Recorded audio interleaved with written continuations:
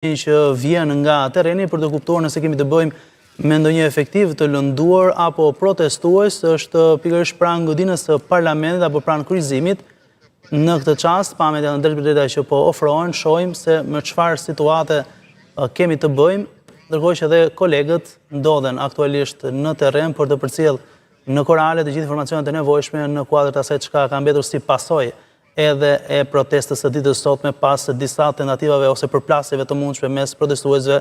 dhe policisë. Tek parlamenti situata duket më e qetë, ndërkohë dhe sigurisht kolegët e raportuan një pjesë e protestuesve për mos thënë gati të gjithë janë zhvendosur drejt selisë së Partisë Demokratike, ndoshta aty do të ketë edhe një fjalë nga zoti Berisha në përmbyllje të kësaj proteste, ndërkohë vijon të jetë ambulanca në gatishmëri për çdo lloj situate të mundshme në raport me shëndetin e efektive apo të protestuesve. Prezenca e tyre është e mbërritur vetëm pak sekonda më parë për të mësuar nëse dikush nga të pranishmit ka marrë dëmtime gjatë konfrontimit fizik të protestuesve dhe të efektive të policisë. Ajo çka mund të theksohet gjithashtu është edhe fakti që situata tani më duket e qetë e neutralizuar nga ana forcave të policisë pas rikthimit për të disatën herë të protestuesve që tentuan të çanin kordonin mbrojtës, tani ka një situatë thuajse totale të qetë dhe protestuesit janë lërguar. Ndjekim ndoshta për pak çaste për të kuptuar nëse kemi të bëjmë ndoshta me ndonjë efektiv të mundshëm të dëmtuar, por do të jetë kolegja Razela Muslimaj që mund të japë informacione lidhje me këtë çështje, nëse Razela kemi të bëjmë me një efektiv të lënduar në një protestues, shohim një autoambulancë të mbërritur.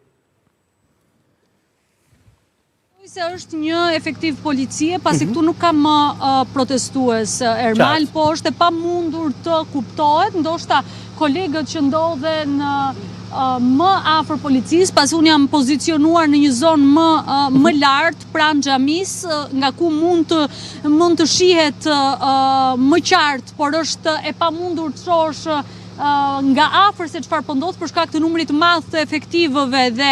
edhe mediave që po përpiqen ta ndjekin, po besoj që është një efektiv policia ai që mund të jetë dëmtuar dhe ka ardhur ambulanca për të dhënë ndihmën e shpejtë. Megjithatë nuk duket të jetë në një situatë shumë serioze, pasi në të kundër do ta kishin transportuar drejt ambulancës për ta shoqëruar më pas në spital, po situata duket e qetë dhe ndoshta mund të ketë qenë dikush që ka patur nevojë për një ndihmë të shpejtë nga ana e bluzave të bardha. Këtu situata u neutralizuar shpejt nga ana e policisë, sepse u hodh shumë gaz lotësiellës. Unë nuk e di sa u arrita të dëgjohesha pak më parë për shkak të vendosjes së maskës, sepse në të kundërt ishte e pamundur të raportoje, por u hodh shumë gaz dhe të gjithë protestuesit ishin të detyruar në pamundësi për të qëndruar në atë ajër shumë të rëndë që të shkakton djegje të fytit edhe djegje të syve, praktikisht vështirësi të mëdha në frymarrje, kështu që pjesa më e madhe e tyre u larguan, u desh vetëm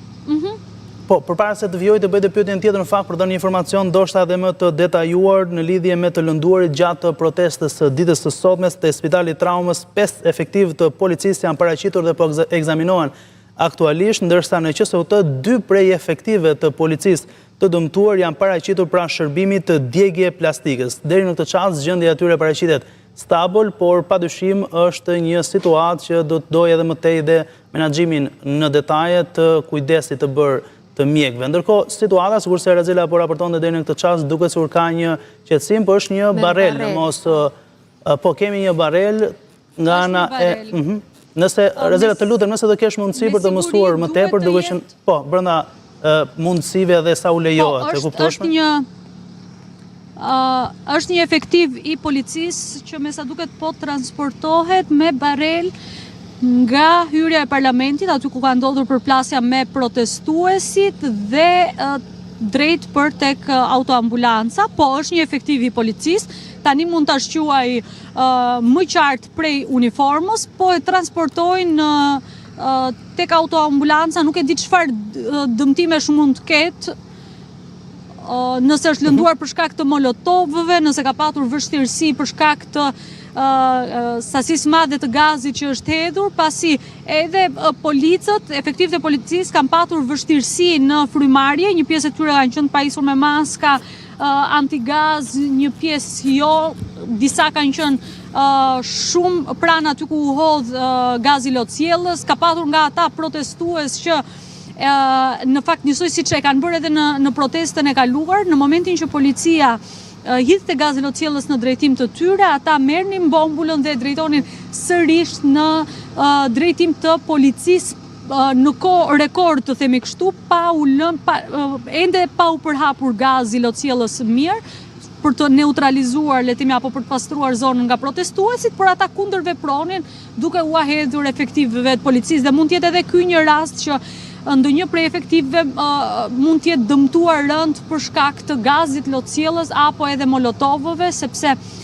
siç e thash, ka patur një sasi të madhe molotovësh që është hedhur për post fishek zjarreve, po ato gjithsesi mbeten të padëmshme dhe janë më shumë për të krijuar kakofoni, pak tymnaj dhe zhurmë. Ndërkohë për të dalur në një